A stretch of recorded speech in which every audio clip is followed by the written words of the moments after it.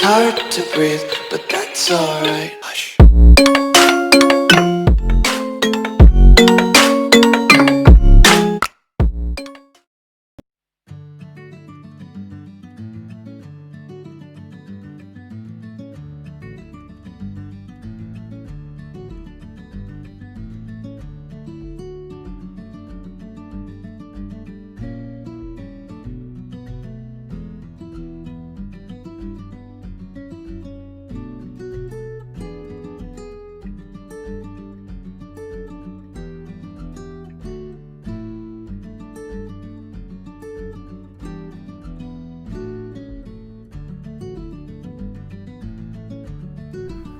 Assalamualaikum warahmatullahi wabarakatuh. Perkenalkan, nama saya Rio Proviani. Saya mahasiswa YAIN Pontianak, Prodi Hukum Ekonomi Syariah semester 4. Nah, alhamdulillah, dalam kesempatan kali ini saya akan membahas mengenai akad mudharabah. Nah, bagi kawan-kawan yang tidak mengetahui akad mudharabah itu mungkin sangat asing sekali. Padahal ya kawan-kawan, akad mudharabah ini sering kita lakukan dalam melakukan usaha dengan orang lain. Di sini saya akan menjelaskan pengertian dari akad mudharabah itu sendiri. Akad mudharabah itu sendiri adalah akad kerjasama suatu usaha antara pemilik modal yang menyediakan seluruh modal dengan pengelola, dan keuntungan usaha itu dibagi antara mereka sesuai dengan nisbah yang disepakati dalam akad. Nah, dapat kawan-kawan ketahui, sebelum kita melakukan akad mudharabah ini, pastinya di awal harus menggunakan akad yang jelas. Hal yang harus kawan-kawan ketahui mengenai akad mudharabah ini, yang pertama, akad mudharabah harus dinyatakan secara tegas dan jelas dan juga mudah dipahami oleh para pihak yang ingin bekerjasama dengan kita. Terus, akad mudharabah ini juga bisa dilakukan melalui lisan tertulis dengan atau isyarat, dan bisa juga dilakukan melalui secara elektronik, tapi harus dengan sesuai syariah dan peraturan perundang-undangan yang berlaku. Nah, kawan-kawan, akad mudharabah ini memiliki berbagai jenis, yaitu ada 4. Yang pertama itu mudharabah mutalaqah. Nah, mudharabah mutalaqah itu sendiri adalah bentuk kerjasama antara pemilik dana dengan pengelola dana. Nah, pengelolaan dana ini memiliki sifat tidak terbatas atau bebas dalam menentukan usaha dalam pelaksanaannya. Terus, pemilik dana memberikan kebebasan penuh pada pengelola, digunakan untuk produk, tabungan atau pemilihan lainnya. Terus yang kedua adalah mudharabah muqayyadah. Mudharabah muqayyadah ini adalah kebalikan dari mudharabah mutalaqah, yang dimana mudharabah muqayyadah ini memiliki batasan waktu dan tempat usahanya. Terus yang ketiga, mudharabah mustarakah. Mudharabah mustarakah ini adalah bentuk akad mudharabah di mana pengelola atau mudharib ini menyertakan modalnya dalam kerjasama investasi tersebut. Terus mudharabah tsunaiyah adalah akad mudharabah yang dilakukan secara langsung antara sahib amal dan mudharib.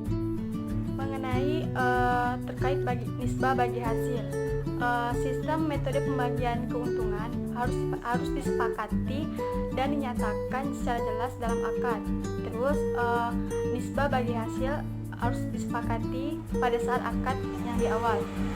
Nah, nisbah bagi hasil ini sebagaimana angka 2 tidak boleh dalam bentuk nominal atau angka persentase dalam modal usaha itu sendiri. Nisbah bagi hasil ini sebagaimana angka tidak boleh menggunakan angka persentase yang mengakibatkan keuntungan hanya dapat diterima oleh satu pihak, sementara pihak lainnya tidak berhak mendapatkan hasil usaha mudharabah itu sendiri. Nah, terus nisbah bagi hasil ini boleh diubah sesuai dengan kesepakatan. Jadi tidak sembarangan untuk mengubah akad mudharabah ini. Terus nisbah bagi hasil ini boleh dinyatakan dalam bentuk multinisbah. Nah, terus mengenai kerja kegiatan usaha ini, usaha yang dilakukan mudharib ini harus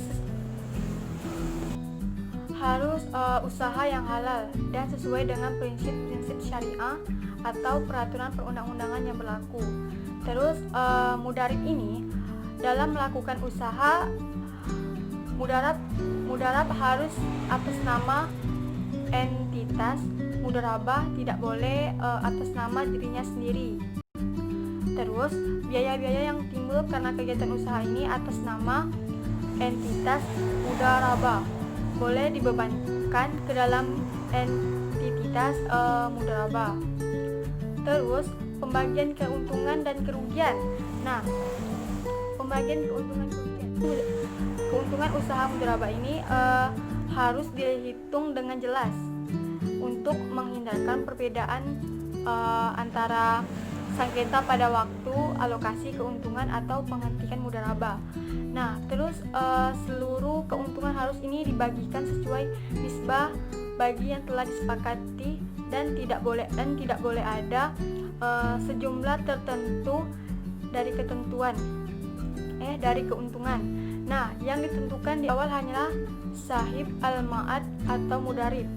Terus mudharib ini boleh mengusulkan kelebihan atau persentase keuntungan untuk diberikan kepadanya jika keuntungan ini melebihi jumlah tertentu atau sesuai target maksudnya. Nah, terus kerugian usaha mudharabah ini menjadi tanggung jawab sahib al-mal, kecuali kerugian tersebut terjadi karena mudharib melakukan tindakan yang termasuk pelanggaran terhadap batasan dalam mudharab muqayyadah. Nah, mengenai penjelasan dari akad mudharabah ini, dapat kawan-kawan ketahui akad mudharabah ini juga memiliki landasan syariah yang dimana terdapat landasan dari Al-Quran, yaitu Quran surah Al-Muzammil yang mengatakan dan dari orang-orang yang berjalan di muka bumi mencari sebagian karunia Allah. Nah, terdapat juga hadis dalam akad mudharabah ini ya teman-teman. Hadis yang diriwayatkan dari Ibnu Abbas bahwa Sayyidina Abbas bin Abdullah Muthalib jika memberikan dana ke mitra usahanya secara mudharabah, ia mensyaratkan agar dananya tidak dibawa mengarungi lautan, terus menuruni lembah yang berbahaya dan membeli ternak. Jika menyalahi peraturan tersebut, yang bersangkutan bertanggung jawab atas dana tersebut, dan disampaikan syarat-syarat tersebut kepada Rasulullah SAW, dan Rasulullah pun memperbolehkan. Hadis riwayat Tabrani. Nah, dapat kawan-kawan ketahui, inilah mengenai penjelasan akad mudharabah itu sendiri. Semoga ini bisa mudah dipahami oleh kawan-kawan tersebut.